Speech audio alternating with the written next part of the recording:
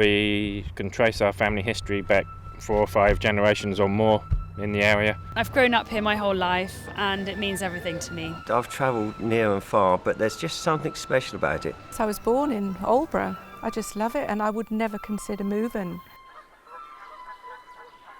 We seem to be facing an onslaught of energy infrastructure. It's quite devastating, really. The sheer amount of land and upheaval that's going to create. When my son goes out for a walk, I don't want him to be walking past endless pylons and huge areas of concrete. I see more and more wind farms out at sea and I assume that that can only be a good thing. We are not people who want the lights turned off. We understand the need for these kind of things, but it could be done better. They're obviously not really thinking about the future and keeping our environment healthy and, eco-friendly. They're just being selfish. It's one of the most biodiverse places in the whole of England, which not a lot of people realise. You've got the coastal dune habitats, you've got the wetland habitats, you've got the intertidal habitats, you've got the freshwater habitats, and then you've got the Sandlings Heath as well. In a recent survey commissioned by the Suffolk Coast DMO, 84% of visitors to this area cited walking, observing landscape and nature as the primary reason why they were visiting this area. That is our unique selling point.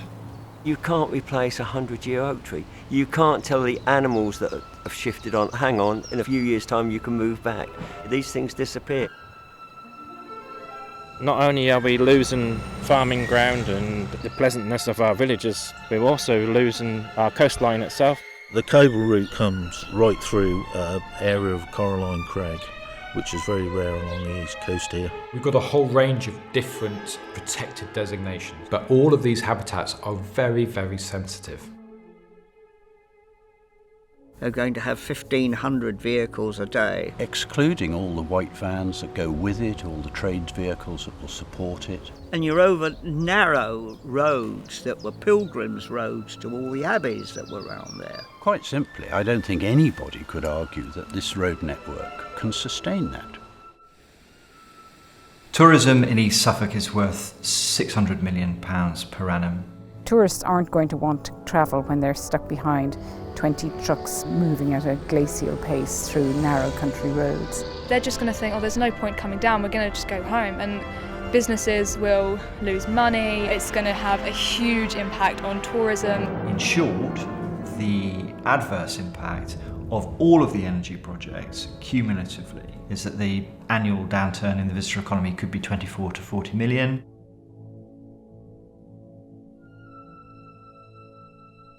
There's a huge amount of empirical evidence now coming out about how good quality landscapes and a connection to nature can have a huge benefit for our health and well-being.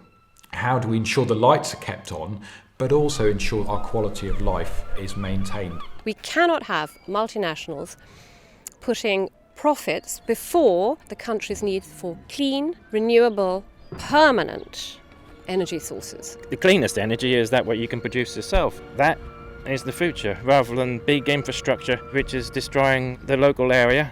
Is there any reason why a lot of people couldn't have panels on the house? Why couldn't the government finance that?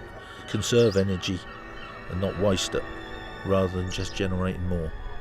We must not destroy a great swathe of untouched, beautiful Suffolk countryside and its underlying ecology. We have to find a better way, and there is another way. It's a national treasure, it's a national landscape. Let's protect it for the benefit of ourselves and for others and for future generations.